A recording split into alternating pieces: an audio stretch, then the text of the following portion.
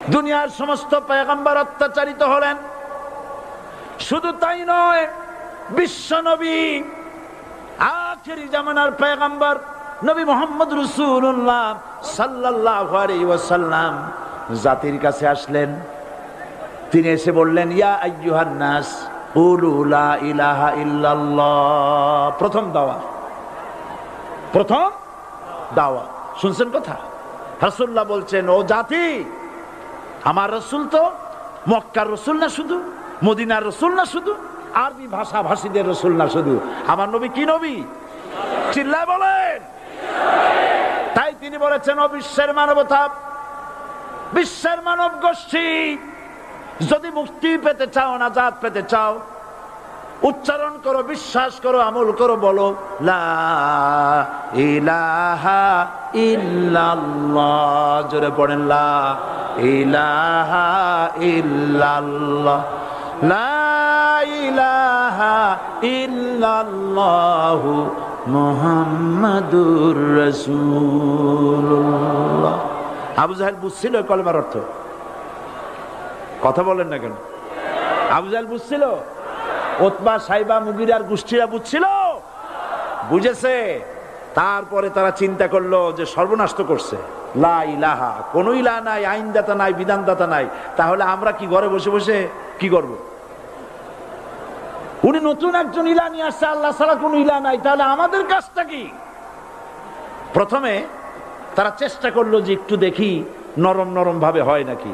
চলে গেল আবু তালেবের কাছে, আসে না দিছে, বললো, আবু তালেব, তুমি তো কুরাইশদের নেতা, তোমার ভাইয়ের ছেলে কয়টাই কি?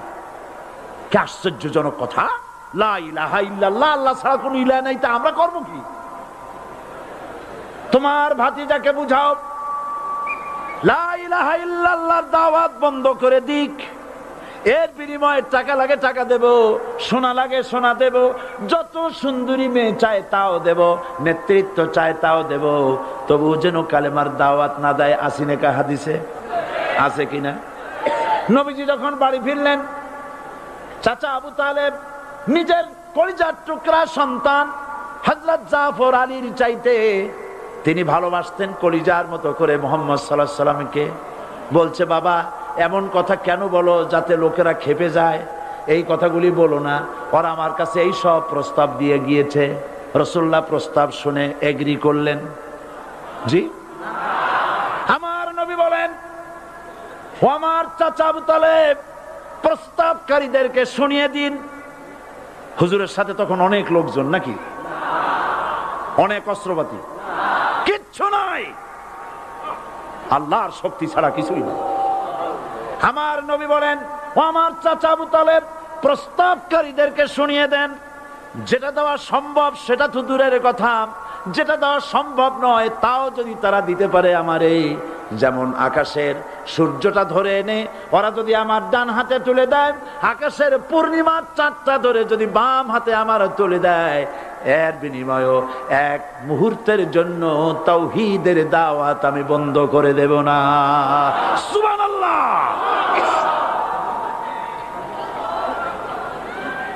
রাসূল করিম সাল্লাল্লাহু আলাইহি ওয়াসাল্লাম তাদের এই প্রস্তাবকে যখন গ্রহণ করলো না, কাফেরেরা বুঝলো। আমি আগেই বলেছি, তিন শ্রেণীর লোক বাধা দিয়েছে। কয় শ্রেণী? প্রথম শ্রেণী কি? রাষ্ট্র শক্তি, তাদের হাতে অস্ত্রপাতি তো খুব শক্তি, আর যারা একবার ক্ষমতায় যায় ওরা মনে করে এই ক্ষমতা থেকে আমাদেরকে কেউ নামাইতে পারবে না। বিংশ শতকের শ্রেষ্ঠ মুজাদ্দিদ আল্লামা সৈয়দ আবুদুল্লাহ মওদুদী রাহমাতুল্লাহ আলাইহি তিনি এক জায়গায় লিখেছেন, স্বৈরাচারীরা তার পতনের সমস্ত ছিদ্র বন্ধ করে, কিন্তু একটা ছিদ্র বন্ধ করতে পারে না, মনের ভুলে সে ছিদ্রটা থেকেই যায়, যেই ছিদ্র দিয়ে আসলে তার পতনটা হবে। ক্ষমতায় গিয়ে মনে করে চিরকাল ক্ষমতায় থাকবো। ভারতের প্রধানমন্ত্রী পণ্ডিত জওয়াহরলাল নেহেরু রাঁচি পাগলাগারদে গিয়েছেন, মেন্টাল হসপিটাল। পাগলেরা নেহেরুকে দেখে আশ্চর্য হয়ে গেছে, এত সুন্দর মানুষ, মাথায় কিস্তি টুপি, গায়ে শেরওয়ানি, মুসলমানি ড্রেসই আলাদা। যদিও তিনি হিন্দু ছিলেন, পরেছেন মুসলমানি ড্রেস। শেরওয়ানি কাদের পোশাক?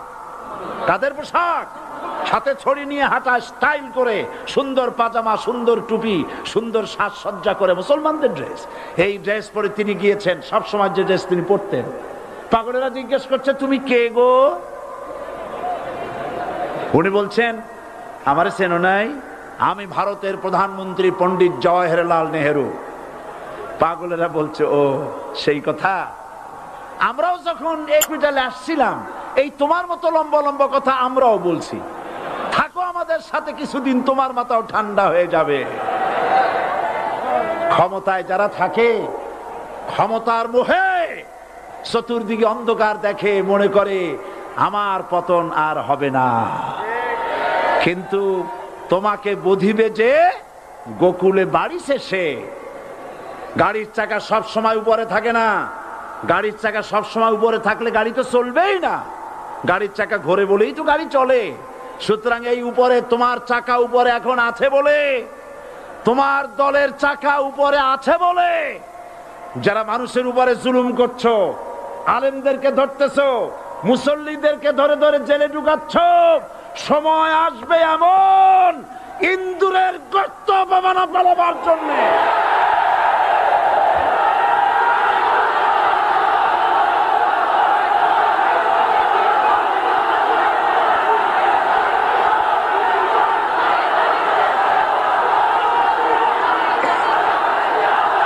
আবু জাহেলের গোষ্ঠী, আবু জাহেলের গোষ্ঠী মনে করেছে সোজা আঙ্গুলে ঘি যখন উঠলো না, আঙ্গুল বাঁকা করতে হবে। শুরু হয়ে গেল অত্যাচার। শুরু হয়েছে না? হযরতে সুমাইয়া রাদিয়াল্লাহু তাআলা আনহা কি নির্মম ভাবে, নিষ্ঠুর ভাবে তাকে শহীদ করা হলো। খাব্বাব, হুবাইব, হযরতে খাব্বাব রাদিয়াল্লাহু তাআলা আনহুকে দেখে হযরত ওমর একদিন বলছিলেন, খাব্বাব তোমার পিঠে এত গর্ত কেন? এত গর্তওয়ালা পিঠ আর এত চিকুন কোমর আমি তো জীবনেও দেখিনি। হযরতে খাব্বাব বলেছেন, ওমর জানো না, ইসলাম কবুল করার অপরাধে, কালেমা পড়ার অপরাধে কাফির বেঈমানেরা আমাকে মারধর করেছে। যখন আমি তাদের মারে কালেমা ছাড়ি নাই, তখন আগুন জ্বালায়া আগুনের আংটার উপরে, আংটা আগুনের উপরে আমাকে চিৎ করে শোয়ায়া, আমি যেন নড়াচড়া করতে না পারি সেজন্য আমার বুকের উপরে পাথর চাপা দিয়ে রেখেছে। আগুনে গোশত পুড়ে পুড়ে আগুন ভিতরে ঢুকেছে, গায়ের রক্ত আর চর্বি গলে গলে পড়ে আগুনগুলো নিবেছে। ওই পিঠে যে গর্ত হয়েছে আজও পর্যন্ত সেই গর্ত মিটে যায় নাই। হযরতে খাব্বাব রাদিয়াল্লাহু তাআলা আনহু বলছেন, বুখারী শরীফে হাদিসে ভাবে এসেছে, ওয়ান খাব্বাব বিনুল আরিত রাদিয়াল্লাহু তাআলা আনহু আন্নাহু ক্বাল শাকাউনা ইলা রাসূলিল্লাহ সাল্লাল্লাহু আলাইহি ওয়াসাল্লাম ওয়া হুয়া মুতাওয়াসসাদুন বুরদাতুন লাহু ফি জিল্লিল কাবা। আমি গেলাম রাসূলুল্লাহর কাছে, যে দেখি হুজুর বাইতুল্লাহ শরীফের ছায়ায় আরাম ফরমাচ্ছেন। আমি কাছে গিয়া বললাম, আলা তাস্তানসিরু লানা আলা তাদউ লানা ইয়া রাসূলুল্লাহ। হে রাসূল, আপনি কি আমাদের জন্য দোয়া করবেন না? আপনি কি আমাদের জন্য আল্লাহর কাছে সাহায্য প্রার্থনা করবেন না? মার খেয়ে খেয়ে তো শেষ হয়ে গেলাম। শুনতেছেন আপনারা? আল্লাহর নবী উঠে বসলেন, বললেন, খাব্বাব শোনো, তোমাদের আগে যারা এই পৃথিবীতে এসেছিলেন দ্বীনের দাওয়াত দেওয়ার জন্য, সমকালীন রাষ্ট্র শক্তি তাদেরকে ধরতো, ফায়ুখাজুর রাজুলু ফায়ুহফারু লাহু ফিল আরদ, তার জন্য তারে ধরে নিয়ে মাটির মধ্যে গর্ত করত, ফায়ুজআলু ফিহা, এরপরে সেই গর্তের ভিতরে তাকে কোমর পর্যন্ত গেড়ে দিত।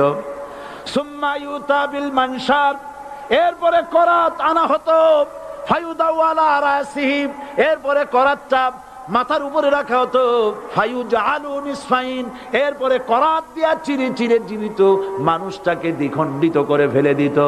মা ইয়াসুদ্দুহু যালিকা আন দীনি, এত কষ্ট দেওয়ার পরেও, এত জুলুম করার পরেও দ্বীনের দায়ীদেরকে এক চুল পরিমাণ আল্লাহর রাস্তা থেকে তারা সরাই দিতে পারে নাই।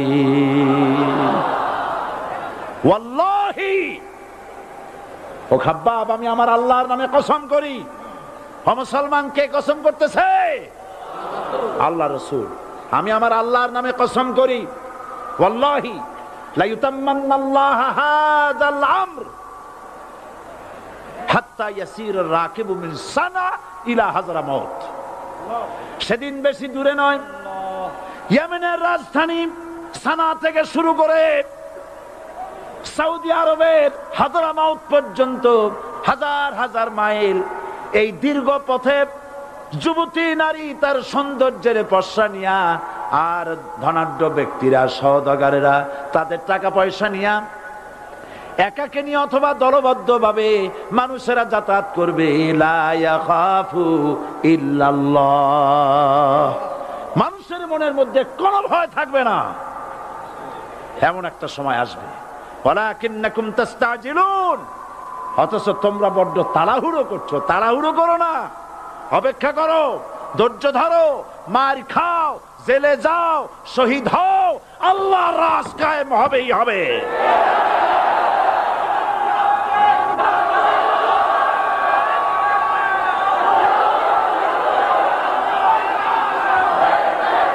বিল্ডিং থেকে শিক্ষা গ্রহণ করুন। বিল্ডিং, ইমারত, দালান থেকে শিক্ষা গ্রহণ করুন। এই যেটা দালান আছে না পাশে, দেখতে পাচ্ছেন? এই দালান কি দিয়ে তৈরি করা হয়েছে বলেন? ইট। সমস্ত ইটেরা যদি ধর্মঘট করত, আমরা কেউ মাটির তলায় যাব না, কেউ আমরা আগুনে পুড়ে ঝামা হব না, পিক হব না, কেউ আমরা টুকরা টুকরা হব না, সবাই থাকবো উপরে উপরে, তাহলে কি দালান হইতো নাকি? এই বিল্ডিং নির্মাণ করতে গিয়া ইটের যে স্যাক্রিফাইস, হাজার হাজার ইটকে পিক হতে হয়েছে, পুড়ে যেতে হয়েছে, খোয়া হতে হয়েছে, ভেঙে টুকরা টুকরা হয়ে 50 ফিট মাটির নিচে যেতে হয়েছে। তারপরে ইমারত গঠন হয়েছে, সুন্দর দালান তৈরি হয়েছে। যারা ইসলামী শাসন চান, আল্লাহর দ্বীনকে বিজয়ী দেখতে চান, তাদেরকে অসংখ্য মানুষকে পোড়া ইটের মতো জেলখানায় পুড়ে পুড়ে মরতে হবে, অসংখ্য মানুষকে ফাঁসির কাস্টে ঝুলতে হবে, গায়ের রক্ত দিতে হবে, শহীদ হতে হবে, তারপরে ইসলামের ইমারতটা কায়েম হয়ে যাবে। শায়ের, কবি কি সুন্দর করে বলছেন, কবি সুন্দর করে বলছেন, ये शहादत गाहे उल्फत में कदम रखना, ये शहादत गाहे उल्फत में कदम रखना, लोग समझते हैं आसा है मुसलमान होना। মানুষেরা মনে করে মুসলমান হওয়া খুব সহজ জিনিস। না, মুসলমান হওয়ার অর্থ হলো শাহাদাতের ঈদগাহে শামিল হয়ে যাওয়া।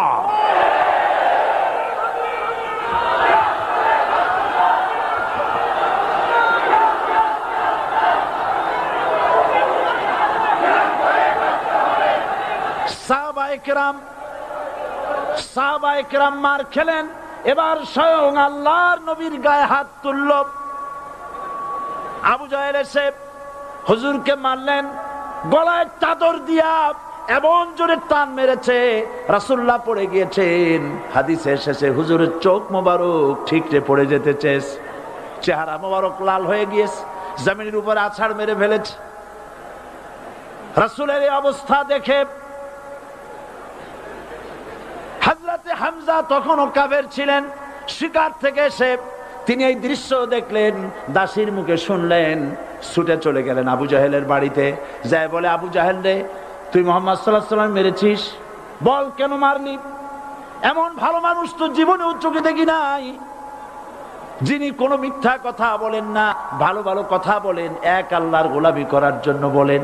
এই সব ভালো কথা বলার জন্যই তুই তারে মারলি নাকি?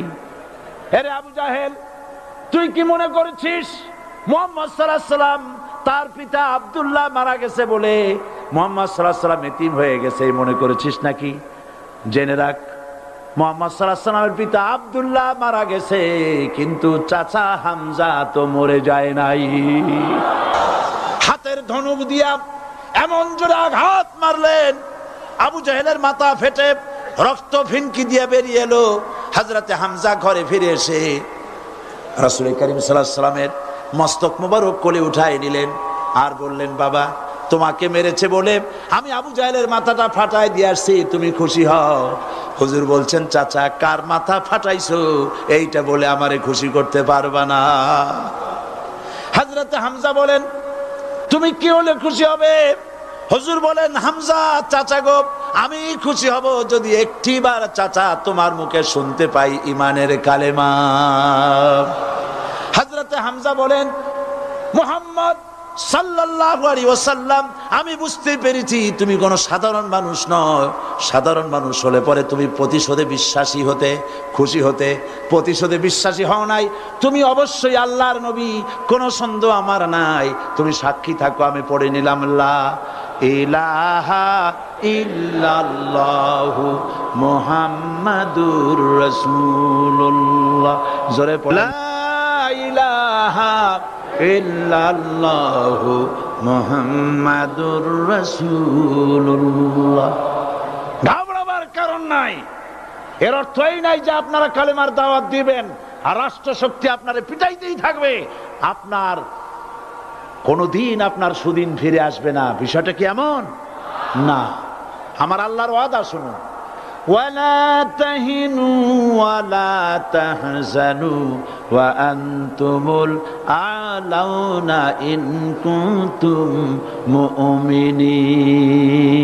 মুমিন যদি হও আমি তোমাদেরকে বিজয় দান করব। সুবহানাল্লাহ বলেন।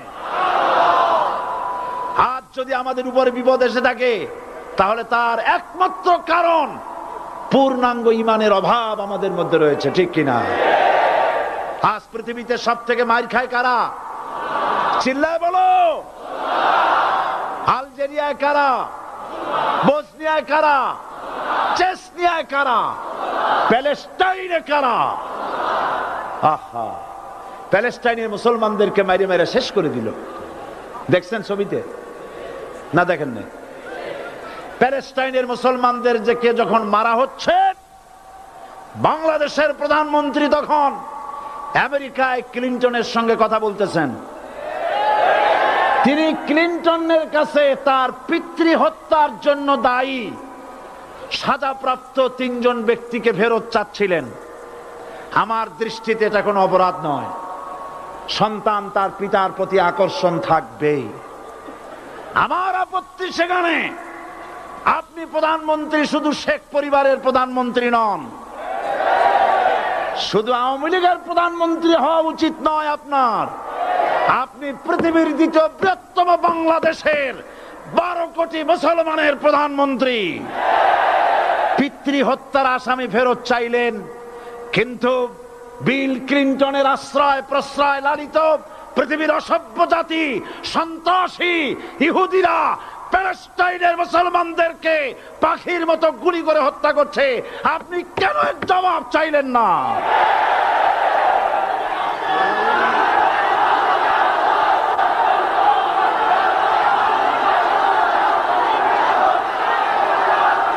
জবাব জবাব আপনি চাইতে পারবেন না, কারণ মুনাফিকদের সাহস হয় না, সাহস হয় মুমিন ব্যক্তি। বিল ক্লিনটনকে বলা দরকার ছিল, এই ইসরায়েলকে তোমরাই বসিয়েছো, মধ্যপ্রাচ্যের বিষ ফোড়ায় পরিণত করেছো তোমরা। তবে হ্যাঁ, যুরিবাত আলাইহিমুজ যিল্লাতু ওয়াল মাসকানা ওয়া বাউ বিগাদাবিন মিনাল্লাহ। আল্লাহর গজব আসবে, ইহুদিরা পৃথিবী থেকে নিশ্চিহ্ন হবেই হবে ইনশাআল্লাহ। দেখেছেন তাকায়া প্যালেস্টাইনে ইসরায়েলিরা হেলিকপ্টার, গানশিপ, কামান, বোমা নিক্ষেপ করছে, আর প্যালেস্টাইনের শিশু কিশোর যুবকেরা ইহুদিদের নিক্ষিপ্ত বোমা আর কামানের মোকাবেলা করতেছে পাথর দিয়ে। আমি আমার অন্তরের অন্তঃস্থল থেকে ধন্যবাদ জানাই, মোবারকবাদ জানাই খালিদ বিন ওলীদের উত্তরসূরি, খাব্বাব খোবাইবের উত্তরসূরি প্যালেস্টাইনের ওই সব যুবকদেরকে যারা কাফের বেঈমান ইহুদিদের মোকাবেলা করতেছে ইট আর পাথর দিয়ে। আর আমি আমার অন্তরের অন্তঃস্থলের সমস্ত ঘৃণা দিয়ে আমি ধিক্কার জানাই পৃথিবীর মুসলিম শাসকদেরকে, যারা মুসলমানদের মার দেখে চুপ করে যারা বসে আছে।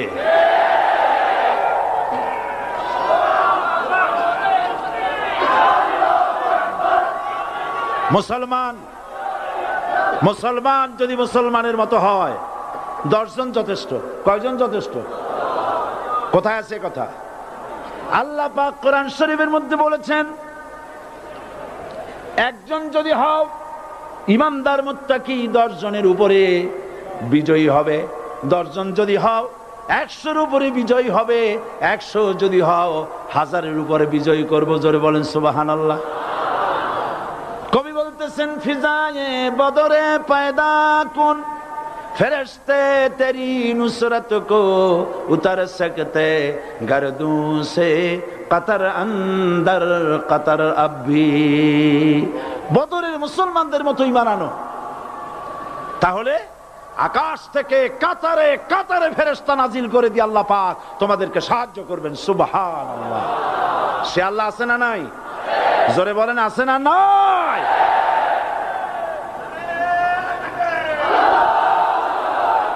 সেই আল্লাহ রাব্বুল আলামিন কোরআনে কারীমের ভিতরে আয়াতুল কুরসির মধ্যে বলে দিয়েছেন, আল্লাহু লা ইলাহা ইল্লা হুয়াল হাইয়ুল কাইয়্যুম। প্রাণ খুলে সবাই পড়েন, বসা মানুষ দাঁড়ানো মানুষ। আল্লাহু লা ইলাহা ইল্লা হুয়াল হাইয়ুল কাইয়্যুম। আল্লাহ রাব্বুল আলামিন, তিনি ছাড়া কোনো ইলাহ নাই, তিনি সার্বভৌমত্বের মালিক, কেউ নাই আল্লাহ ছাড়া। এই কথা মানুষকে ঘোষণা করতে হবে। বাধা, এই কথা বললেই বাধা দেবে কয় শ্রেণীর লোক? 3 শ্রেণী। প্রথম শ্রেণী হচ্ছে কে? রাষ্ট্রশক্তি। আজও তারা বাধা দিচ্ছে। আল্লাহর আইন দিয়ে দেশ চালাও, তারা তাদের মন মর্জি মোতাবেক আইন দিয়ে দেশ চালাবে। আল্লাহ পাক বলছেন, আলা লাহুল খালকু ওয়াল আমরু। সৃষ্টি যার, আইন চলবে তা। কারো বাবার আইন চলতে পারে না, নিজেদের তৈরি করা আইন চলবে না। ইনিল হুকমু ইল্লা লিল্লাহ। একমাত্র আইন চলবে কার? এই আইন রাসূল করিম সাল্লাল্লাহু আলাইহি ওয়াসাল্লাম মদিনায় কোরআন দিয়ে প্রতিষ্ঠিত করেছিলেন। আল্লাহর বিধান, আল্লাহর সার্বভৌমত্ব কায়েম করেছিলেন। কোরআন সংবিধান হলো, চুরি বন্ধ হলো, ডাকাতি বন্ধ হলো, জেনা বন্ধ হলো, হত্যা বন্ধ হলো, ধর্ষণ বন্ধ হলো, সব কিছু বন্ধ হয়ে গিয়ে মুসলমানেরা শান্তি লাভ করলো, পৃথিবীর মানুষ শান্তি লাভ করলো। সুবহানাল্লাহ বিহামদিহি। আজ মুসলমানেরা শত্রু চেনে না, বন্ধু চেনে না। বন্ধুকে বানায়েছে শত্রু, শত্রুকে বানায়েছে বন্ধু। কে বন্ধু কে শত্রু চিনাই দিবেন কে? আল্লাহ। বলেন কে দিবেন? আল্লাহ রাব্বুল আলামিন কোরআনে কারীমের মধ্যে পরিষ্কার করে বলেছেন, লাতাজিদান্না শাদ্দান নাসি আদাওয়াতান লিল্লাযীনা আমানুল ইয়াহুদা ওয়াল্লাযীনা আশরাকু। আল্লাহ পাক বলছেন, হে রাসূল, মানুষের ভিতরে 2টা শ্রেণী মুমিনদের জন্য সব থেকে জঘন্য দুশমন। কয়টা শ্রেণী? 2টা। একটা হলো ইহুদ, আর একটা হলো মুশরিক। একটা হলো ইহুদি, আর একটা হলো মুশরিক। এটা হলো তোমাদের দুশমন। আর আজ আমাদের দেশে, পৃথিবীর বিভিন্ন দেশে মুসলমানেরা মুশরিকদের সঙ্গে সম্প্রীতি বাড়াচ্ছে, মুসলমানদের সাথে শত্রুতা বাড়াচ্ছে। আজ আমার দেশে পূজা পার্বণে বাধা নাই। পূজা পার্বণে বাধা আছে? পূজা পার্বণে বাধা নাই। বাধা কোথায়? কোরআন শরীফের তাফসীর মাহফিলে। কোরআনের তাফসীরের মাহফিলে বাধা দেওয়া হচ্ছে। গান বাজনায় 144 ধারা নাই, কিন্তু কোরআন শরীফের মাহফিলে 144 ধারা দেওয়া হচ্ছে। যারা দিচ্ছে তারা আবার ওমরাও করে, হজও করে। ওরা আমাদের বলে আমরা নাকি ধর্মের নামে রাজনীতি করি, বলে না? আমরা নাকি ধর্মের নামে রাজনীতি করি। আমি বলি ধর্মের নামে আমরা রাজনীতি করি না, আমরা ধর্মীয় রাজনীতি করি। কথাটা বুঝে আসছে কিনা? ধর্মের নামে রাজনীতি তো সেই ব্যক্তি করে 1996 সনের নির্বাচনের আগে যিনি মাথায় পট্টি বেঁধেছিলেন, যিনি শপথ গ্রহণের সময় হাতে তসবিহ পড়েছিলেন, ধর্মের নামে রাজনীতি তিনি করেছেন। আজ অনেকগুলি ডিগ্রি পেয়েছেন তিনি, অনেকগুলি ডিগ্রি পেয়েছেন। কয়টা? মুখস্থ হয়ে গেছে আপনাদের। শকুনেরা, শকুন যদি গরুর গোশত কিনে খাওয়া লাগতো 80 টাকা কেজি দরে, শকুনে এত গোশত কিনে খাইতে পারতো না। লেখাপড়া করে যদি ডিগ্রি নেওয়া লাগতো এত ডিগ্রি কপালে জুটতো না, পয়সা দিয়া ম্যানেজ করা ডিগ্রি। কিন্তু 9টা নিলে কি হবে? আসল ডিগ্রিটা এখনো বাকি আছে। আসল ডিগ্রি কোনটা? নির্বাচনের আগে পট্টি বেঁধে তসবিহ নিয়ে গোটা জাতিকে যে সফলভাবে প্রতারণা করতে আপনি পেরেছিলেন মহা প্রতারক হিসেবে, সেই ডিগ্রি আগামী নির্বাচনের মোক্ষম সময় জনগণ আপনার গলায় পরায় দেবে।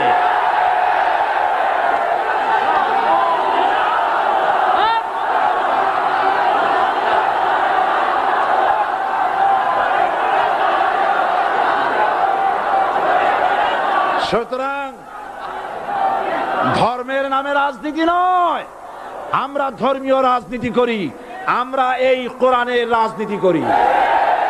এই কোরআন নিয়ে বাঁচতে চাই, এই কোরআন নিয়ে মরতে চাই, এই কোরআন থেকে আমাদেরকে বিচ্ছিন্ন করতে চায় কাফের বেঈমান মুশরিকেরা। ও আমার জাতি, কোরআন থেকে যারা বিচ্ছিন্ন করতে চায়, তোমরা কি তাদের বিরুদ্ধে জিহাদের জন্য প্রস্তুত থাকবে?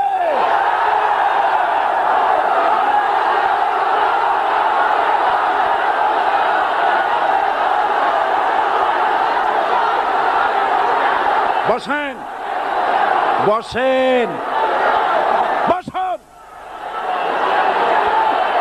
বসেন, বসেন। আমি বুঝতে পেরেছি বিষয়টা কি। আসরের পরের থেকে বসা তো, সুযোগ পাইয়া খাড়া হইয়া কোমর সোজা করলেন। বসেন, সবাই বসেন, কোমর সোজা হয়ে গেছে, বসেন। এত বড় মাহফিল, জীবনে আর একটা পাবো নিশ্চয়তা আছে কি? জোরে বলেন, আছে? আজ আমাকে কথা বলতেই হবে ইনশাআল্লাহ, কারণ আগামীতে আবার আপনাদের সাথে দেখা হবে কিনা আমি জানি না। কথা বলতেই হবে। বসেন, কেউ দাঁড়িয়ে থাকবেন না। আমি দেখতে পাচ্ছি বাংলাদেশের ভাগ্য আকাশে উত্তর গগনে কালো মেঘ জমা হয়েছে, ঝড়ের পূর্বাভাস লক্ষ্য করছি। যদি মোকাবেলা করতে না পারেন সক্ষম ভাবে, এমন অন্ধকার গাঢ় কালো অমাবস্যার রাত আসতে পারে যার সুবে সাদেক হওয়া অসম্ভব। সুতরাং আপনারা কি কাপুরুষের মতো কাফের মুশরিকদের গোলামি করে মরতে চান? বিড়ালের মতো 500 বছর বেঁচে থাকার কোনো লাভ নাই। সিংহের মতো 1 ঘন্টা বাঁচতে চাই। আমাদেরকে বলা হয় সাম্প্রদায়িক উস্কানিমূলক কথা নাকি আমি বলি। পত্রপত্রিকা দিছে না তারা? সাম্প্রদায়িক উস্কানি কথা, সাম্প্রদায়িক উস্কানিমূলক কথা বলি। সেই জন্যই বোধহয় শত শত মুসলিম আমাদের কাছে এসে মুসলমান হয়। মানুষে আর বোকা বানানো যাবে না। যাবে কি? আর বোকা বানানো যাবে? তারপর বলছে কি? এরপরে বলছে, আমাকে বলছে রাজাকার। শুনে রাখো চট্টগ্রামের লক্ষ লক্ষ জনতা, পার্লামেন্টে যখন আমাকে এই কথা বলা হয়েছিল, আমার পার্লামেন্টের কলিগ জাফরুল্লাহ চৌধুরী সাহেব বসে আছেন এখানে, হ্যাঁ, জাফরুল ইসলাম চৌধুরী বসে আছেন পাশে, প্রধানমন্ত্রী সুদ্ধা, অন্তত 3 শতাধিক পার্লামেন্টের সম্মানিত সদস্যরা সেদিন বসা। 1997 সনের বাজেট বক্তৃতা যখন আমি করতেছিলাম, ডক্টর কুদরতে খোদা, নাম রাখছে কুদরতে খোদা, আসলে গজবে খোদা। এই লোকটি নাস্তিক, ইসলামের চূড়ান্ত দুশমন। তার প্রণীত শিক্ষা ব্যবস্থার যখন সমালোচনা করছিলাম, ট্রেজারি বেঞ্চ থেকে আমাকে বলা হলো রাজাকার। আমি আমার সমস্ত শক্তি একত্রিত করে বলেছিলাম, শুধুমাত্র হিন্দুস্তানের রাজাকারেরাই আমাকে রাজাকার বলতে পারে। আমি বলেছিলাম 1973 সন পর্যন্ত আমি বাংলাদেশের কোন রাজনৈতিক দলের নেতা এবং কর্মী ছিলাম না। আমি রাজাকার নই। আমাকে রাজাকার বলে যদি তাকেও প্রমাণ করতে না পারে, 10 কোটি টাকার মানহানি মামলা দায়ের করব। আমার এই বক্তব্য সারা দুনিয়া শুনেছে। পার্লামেন্টে আমার এই বক্তব্য রেকর্ড হয়ে আছে। সেদিন 3 শতাধিক পার্লামেন্ট মেম্বারের কেউ আমার চ্যালেঞ্জ গ্রহণ করেন নাই। যে কোনো ব্যক্তি পার্লামেন্টে গিয়ে আমার বক্তৃতা দেখে আসতে পারেন।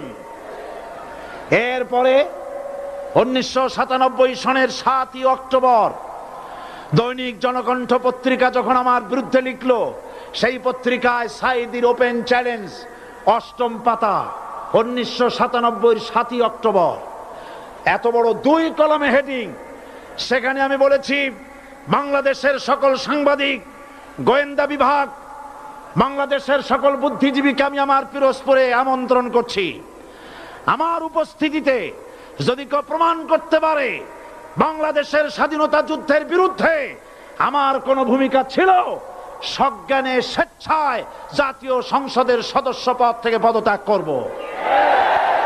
3 বছর পার হয়ে গেছে, আজ পর্যন্ত কেউ এই চ্যালেঞ্জের মোকাবেলা করে নাই। সুতরাং আমাকে যারা রাজাকার বলবে, তারা পিতৃ পরিচয়হীন অবৈধ সন্তান। 1971 সনের, শোনো মুসলমানেরা, 1971 সনের কোন কাদা সাইদির গায়ে লাগে নাই। আমাকে রাজাকার বলে জনগণ থেকে বিচ্ছিন্ন করবা, জনগণ থেকে আমারে বিচ্ছিন্ন করা যাবে না। কারণ এই জনগণ আমার জন্য আসে না, এই জনগণ আসে আল্লাহর কোরআনের জন্য।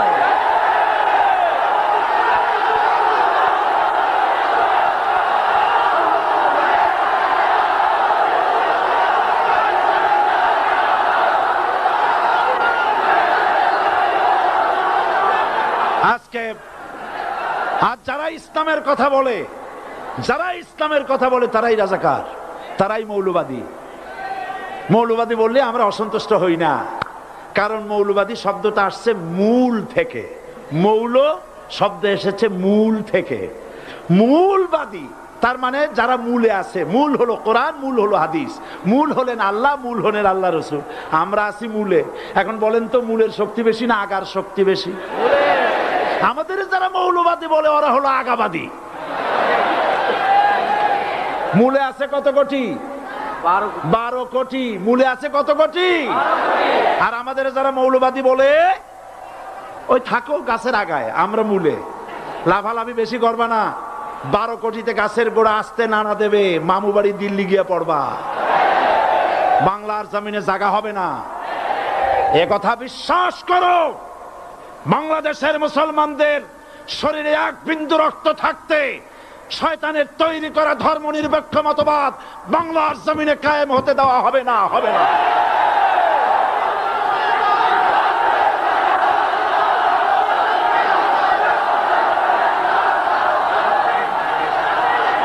রাসূল করিম সাল্লাল্লাহু আলাইহি ওয়াসাল্লাম কোরআন প্রতিষ্ঠার জন্য আন্দোলন করেছিলেন। আয়াতুল কুরসি আমাদের সে কথাই শিখেছে। আল্লাহ রাব্বুল আলামিন বলেন, আল্লাহু লা ইলাহা ইল্লা হুয়াল হাইয়ুল কাইয়্যুম। প্রাণ খুলে পড়েন, আল্লাহু লা ইলাহা ইল্লা হুয়াল হাইয়ুল কাইয়্যুম। আল্লাহ হচ্ছেন তিনি যিনি ছাড়া কোনো ইলাহ নাই, আইনদাতা নাই, বিধানদাতা নাই। আমরা মানুষের তৈরি করা আইন মানি না। 12 কোটি মুসলমানের দেশে আইন তৈরি করবে মানুষ, আমরা মানব না। পার্লামেন্টে তৈরি হতে হবে কোরআন দিয়ে, পার্লামেন্টে আইন তৈরি হতে হবে কোরআন দিয়ে। সুতরাং ভয় যতই পান আর যতই ষড়যন্ত্র করেন, 4 দল যখন একত্রিত হয়েছে, ঐক্যবদ্ধ থাকবে, সরকার ঐক্যবদ্ধভাবে গঠন হবে, নির্বাচন ঐক্যবদ্ধভাবে হবে এবং কোরআন হবে, আল কোরআনের পার্লামেন্ট হবে বাংলাদেশে।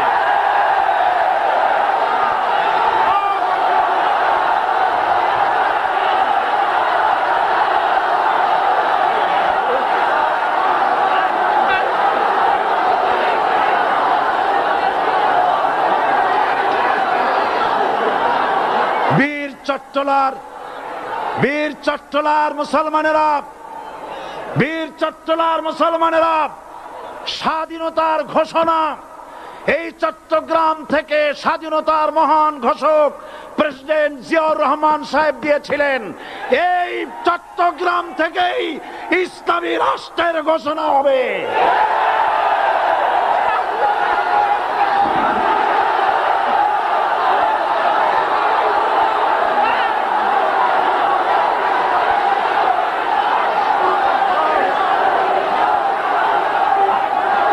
আশাবাদী আপনারা অবশ্যই তা পারবেন। আমি 100% বিশ্বাস করি ইনশাআল্লাহ।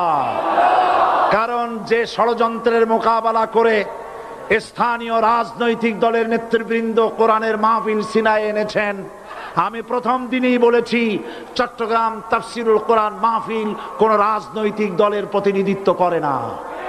এটা কোন জামাত শিবিরের একক সম্পদ নয়, এটা চট্টগ্রামের মুসলমানদের কলিজার টুকরা তাফসিরের মাহফিল। সুতরাং এই মাহফিল চট্টগ্রামে থাকবে ইনশাআল্লাহ কিয়ামত পর্যন্ত। 144 ধারা 288 হয়ে গেছে, ষড়যন্ত্র পায় পায় চলে গেছে। আমি ওই সব ছেলেদের বলি, সরকারি দলের ছাত্র হইয়া মুসলমানদের বিপক্ষে যাইও না। এদেশের ভাগ হয়ে গেছে দুটো শিবির, বোঝাই যাচ্ছে। একদিকে ভারতের পা চাটা গোলাম নাস্তিক মুরতাদ শ্রেণীর বুদ্ধিজীবী এবং তাদের মদতপুষ্ট সরকার, আর একদিকে ইসলামী শক্তি, ইসলামী দল আর দেশ প্রেমিক জাতীয়তাবাদী শক্তি। একদিকে হিমালয় পাহাড় আর একদিকে সূচো ইঁদুর। আল্লাহ বিজয় দেবে মুসলমানদের। কাদের বিজয় হবে? বাংলাদেশে কোরআনের রাজ কায়েম হোক, তাকে আপনারা চান? কারা কারা চান দুহাত উঁচু করে দেখান। দাঁড়াবেন না, দাঁড়াবেন না।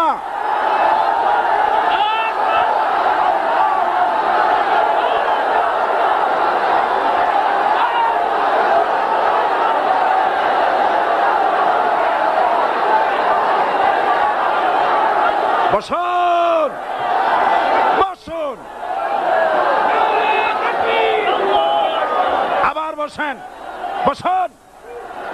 জোরে সরে জিকির করেন লা ইলাহা ইল্লাল্লাহ, আরো জোরে লা ইলাহা ইল্লাল্লাহ, লা ইলাহা ইল্লাল্লাহ,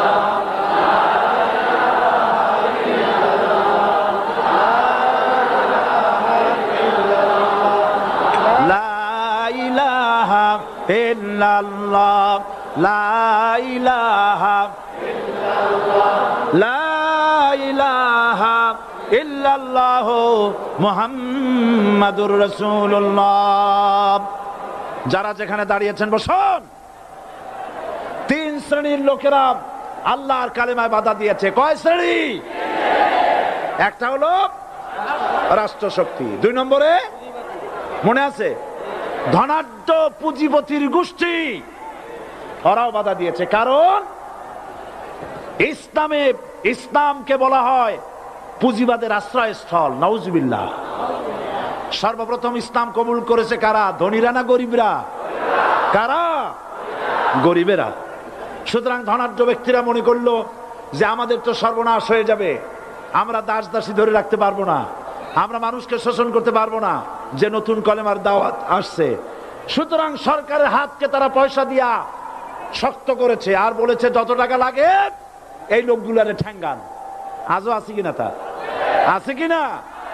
3 নম্বরে বাধা দিয়েছে ধর্মের নামের এক শ্রেণীর কায়েমি স্বার্থবাদী শক্তি, যার সম্পর্কে সূরা তাওবায় আল্লাহ পাক বলেছেন ইন্না কাসীরাম মিনাল আহবারি ওয়ার রুহবান লা ইয়াকুলুনা আমওয়ালান নাস বিল বাতিল ওয়া ইয়াসুদ্দুনা আন সাবিলিল্লাহ।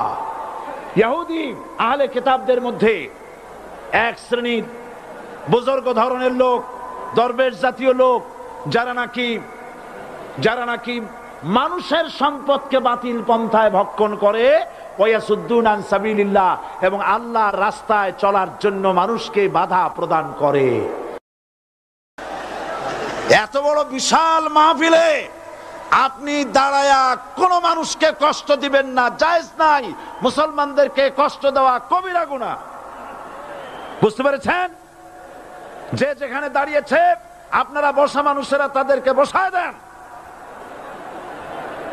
সুতরাং এই কালেমার দাওয়াত যখন হযরতে মুসা আলাইহিস সালাম দিলেন, ফেরাউন বলল আমি তো জানি না যে আমি ছাড়া আরো কোন ইলা আছে, আইনদাতা তো আমি, তুমি নতুন কোথা থেকে আইনদাতা নিয়ে আসছো? ফেরাউন বলছে দেখো আমারে বাদ দিয়া যদি অন্য কাউকে ইলা বলে তুমি মানো আর সেই শিক্ষা যদি যে জাতিকে দাও, তাহলে আমি তোমাকে ধরে লাআজআলান্নাকা মিনাল মাসজুনিন, আমি তোমাকে কারারুদ্ধ করব, আমি তোমাকে জেলখানায় ঢুকিয়ে দেব। রাষ্ট্রশক্তি প্রথম বাধা দিল কারা? বলেন সবাই। সেই বাধা কি ওখানে শেষ হয়েছে না এখনো আছে? আছে কিনা জোরে বলেন। আমি তোমাকে জেলখানায় ঢুকাবো। হযরতে মুসা আলাইহিস সালাম বলেন ফেরাউন রে, জেলের ভয় আমি করি না, আমার কি জেলের ভয় দেখায়া লাভ নাই, আমি আল্লাহ পাকের পয়গম্বর হযরতে মুসা আলাইহিস সালাম।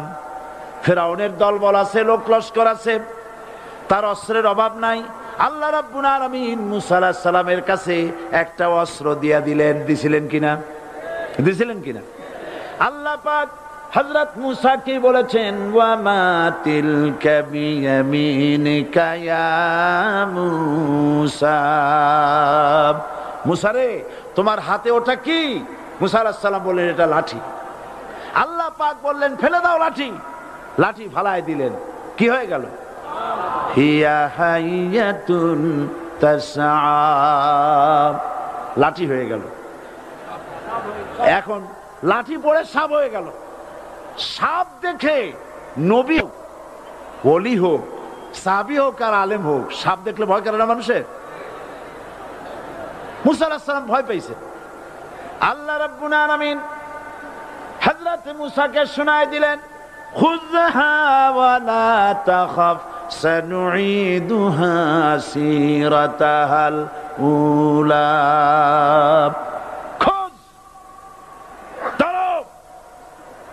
লা তাখাফ, ভয় পেও না। আল্লাহ বলছেন ধরো, ভয় পেও না। ধরার সঙ্গে সঙ্গে স্বাভাবিক অবস্থায় ফিরে আসবে, আবার লাঠি হয়ে যাবে। এখন আল্লাহ বলছেন ধরো। মুসা আলাইহিস সালাম কি ভয় পাওয়া উচিত হবে? উচিত হবে? মুসা আলাইহিস সালাম কি ভয় পাইছিলেন? কারণ হচ্ছে এই দুশমনের শক্তিটা খুব বড়ই দেখা যায়, মনে হয় যেন অনেক বড় কি জানি কি। আল্লাহ পাক বলছেন ইন্না কাইদাশ শায়তানে কানা দাঈফা, শয়তানের চক্রান্ত যতই তুমি মনে করো অনেক ষড়যন্ত্রের জাল বিস্তার হয়ে আছে, আল্লাহ কয় কিছুই না, দাঈফা অত্যন্ত দুর্বল। আল্লাহ পাক বললেন ধরো। মুসা আলাইহিস সালাম সাপ ধরলেন, সঙ্গে সঙ্গে লাঠি হয়ে গেল। ফেরাউন বরদাস্ত করলো না। রাষ্ট্রশক্তির পক্ষ থেকে আক্রমণ শুরু হলো। অপরাধ কি? মুসা আলাইহিস সালামের অপরাধ কি? কি অপরাধ? মাশাআল্লাহ, বুঝতে পেরেছেন। অপরাধ হচ্ছে তিনি বলেছেন লা ইলাহা, জোরে বলেন লা ইলাহা ইল্লাল্লাহ। এই কালেমাকে আজ আমরা ভিক্ষার বুলি বানাইছি। এটা হলো সার্বভৌমত্বের বুলি, এটা হচ্ছে আল্লাহ পাকের সার্বভৌমত্বের কথা। আজ আমরা মানুষের কাছে আমরা শুনি, মানুষেরা ভিক্ষা চায়, লা ইলাহা ইল্লাল্লাহ 1 মুঠ চাউল দেন, লা ইলাহা ইল্লাল্লাহ 10 খান পাই দেন। এই হচ্ছে কালেমার জিকির। আবার কেউ কেউ জিকির করতেছে লা ইলাহা আস্তে, ইল্লাল্লাহ জোরে, এমন জোরে কলব সাফ করে, কলব তাতে থাকলেও পারে গেলেও পারে। এই কালেমার জার, এর আঘাত পয়গম্বররা মেরেছেন। হযরতে মুসা আলাইহিস সালাম যখন বলেছেন লা ইলাহা ইল্লাল্লাহ, এই ধাক্কা ফেরাউন বরদাশত করতে পারে নাই। দরিয়ায় নীলের ভিতরে আল্লাহ পাক ডুবাইয়ে শেষ করে দিয়েছেন, দেন নাই? হযরতে মুসা আলাইহিস সালাম তার উম্মতেরা দরিয়ার পাশে বসে দ্বীনি কথাবার্তা বলতেছেন। এমন সময় ফেরাউন, তার শত্রু হচ্ছে মুসা আলাইহিস সালাম। শত্রু কেন? মুসা কি ফেরাউনের পাকা ধানে মই দিয়েছে নাকি? বলেন আপনারা। তার হালের গরু পিটায় মারছে নাকি? অপরাধ হলো তিনি আল্লাহর জমিনে আল্লাহর আইন প্রতিষ্ঠার কথা বলেছেন। এই শুধুমাত্র এই অপরাধে ফেরাউন তার দলবল নিয়ে 3 দিক থেকে আক্রমণ করেছে। মুসা আলাইহিস সালামের উম্মতেরা ভয় পেয়ে গেছেন।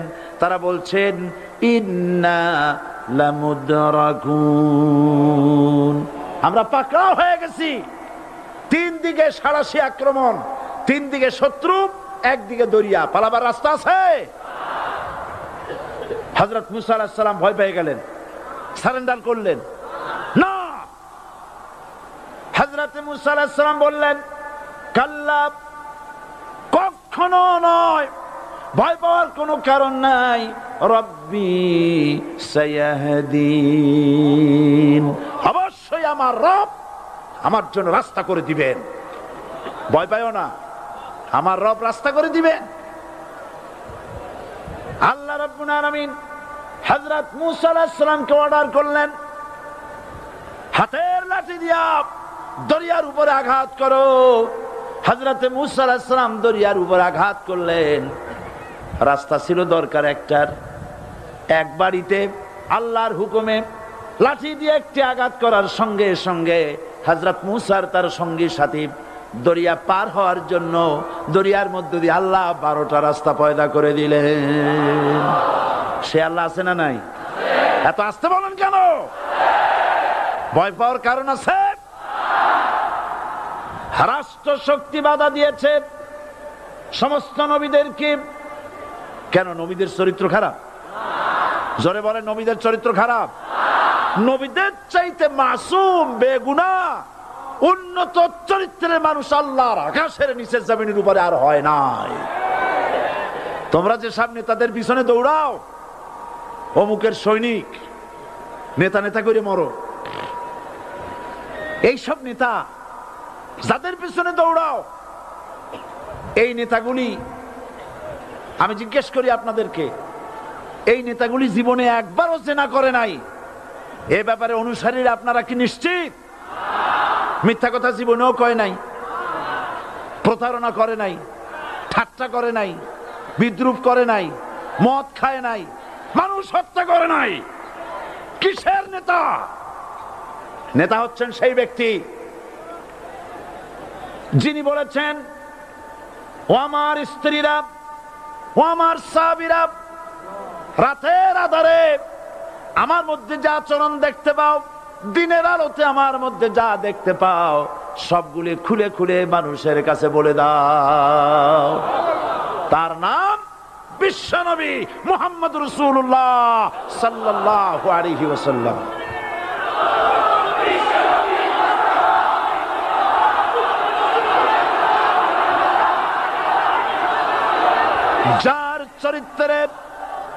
যার চরিত্রের সার্টিফিকেট আল্লাহ রাব্বুল রাব্বুল আলামিন নিজে দিচ্ছেন, ওয়া ইন্নাকা লাআলা খুলুকিন আযীম। নবী হে, উন্নত চরিত্রের উপরে আপনি প্রতিষ্ঠিত। সুবহানাল্লাহ। কে সার্টিফিকেট দিচ্ছেন? আযীম, আযীম। আরবিতে চওড়াকে বলা হয় আরিদ,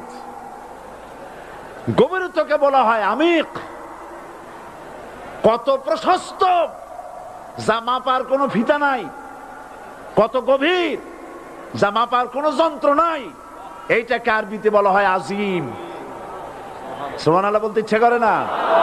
ও নবী, তোমার চরিত্র এমন যা মাপার মতো যন্ত্র পৃথিবীতে নাই। এই সার্টিফিকেট দিলেন কে?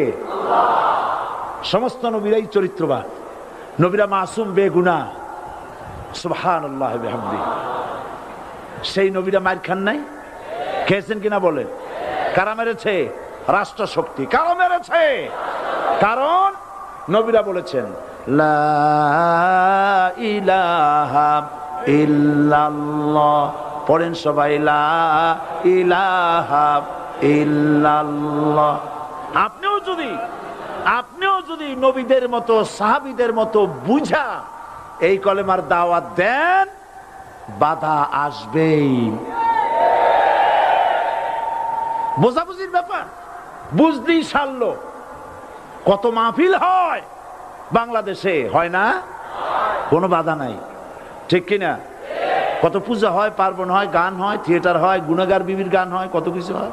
কোনো বাধা আছে? তাফসীরের মাহফিলে বাধা। কারণ ওরা বুঝতে পেরেছে এ তাফসীরের মাহফিলে গাজীর গীত হয় না, এ তাফসীরের মাহফিলে আল্লাহর সার্বভৌমত্ব কায়েমের আন্দোলন চলে।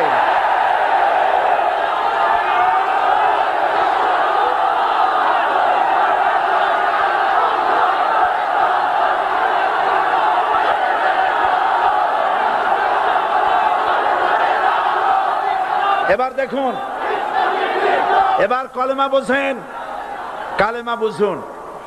বঙ্গভবনের সামনে দাঁড়াইয়া, গণভবনের সামনে দাঁড়িয়ে আপনি যদি কালেমার জিকির করতে থাকেন, লা ইলাহা ইল্লাল্লাহ, লা ইলাহা ইল্লাল্লাহ, লা ইলাহা ইল্লাল্লাহ, লা ইলাহা ইল্লাল্লাহ, 2-1 ঘন্টা, 2-4 ঘন্টা, দেখবেন অফিসাররা এসে বলবে, না জানি কোন খাজা বাবা আসছে, আসেন আসেন, নিয়ে খাইতে দেবে, হাদিয়া দেবে। যেহেতু যিনি পড়তেছেন উনি বোঝেন না কি বলতেছেন, আর যারা দাওয়াত দিয়ে নিয়ে গেল ওরা টের পাই নাই যে কি কি শুনে দাওয়াত দিতেছে। কিন্তু আপনি যদি বঙ্গভবন, গণভবন, সেক্রেটারিয়েট আর পার্লামেন্ট এর ভিতরে ঢুকে যদি বলেন, কোন মানুষের তৈরি করা আইন মানি না, কোন সরকারের সার্বভৌমত্ব স্বীকার করি না, কারো বিধান মানি না, কারো তৈরি করা আইনের সামনে মাথা নত করি না, আল্লাহ ছাড়া কারো বিধান মানি না, হাদিয়া আসবে, খাইতে দেবে, পকেটে টাকা দেবে, খাওয়াবে এক জায়গায় নিয়ে। কোন জায়গায়? লাল দালানে। বোঝাবুঝির ব্যাপার। পয়গম্বরেরা দাওয়াত দিয়েছেন আয়াতুল কুরসি, ফরজ নামাজ পড়িয়া দেখছি অনেকেই জামার বুতাম টুতাম খুলিয়া তারপরে জোরে একটা ফু দেন। অসুবিধা নাই, ফু আপনি দেন, কিন্তু কি পড়ে ফু দিচ্ছেন আপনি কি বুঝছেন কিছু? সুবহানাল্লাহ। বুঝলি কি এই চেহারা হয়? এতগুলো মানুষ লাগে নাকি বিপ্লব করতে, কালেমার রস কায়েম করতে? 313 জন মুসলমান যথেষ্ট পৃথিবীতে।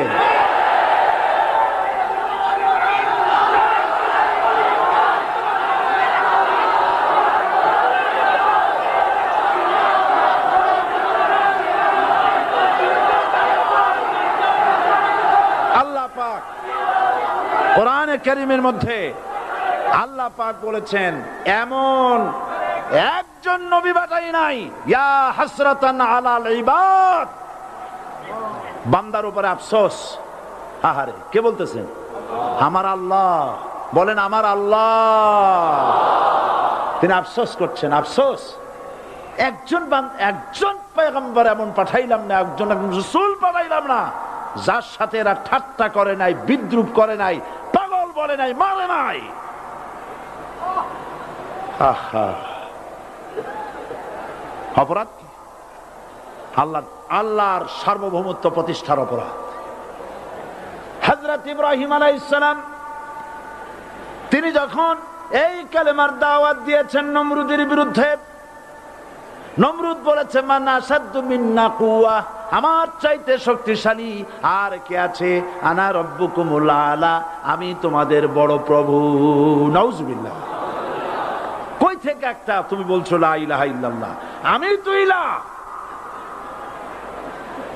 হযরত ইব্রাহিম আলাইহিস সালামকে কালেমার দাওয়াত পেশ করার অপরাধে অগ্নিকুণ্ডের ভিতরে ফালাবার ব্যবস্থা হয়ে গেছে।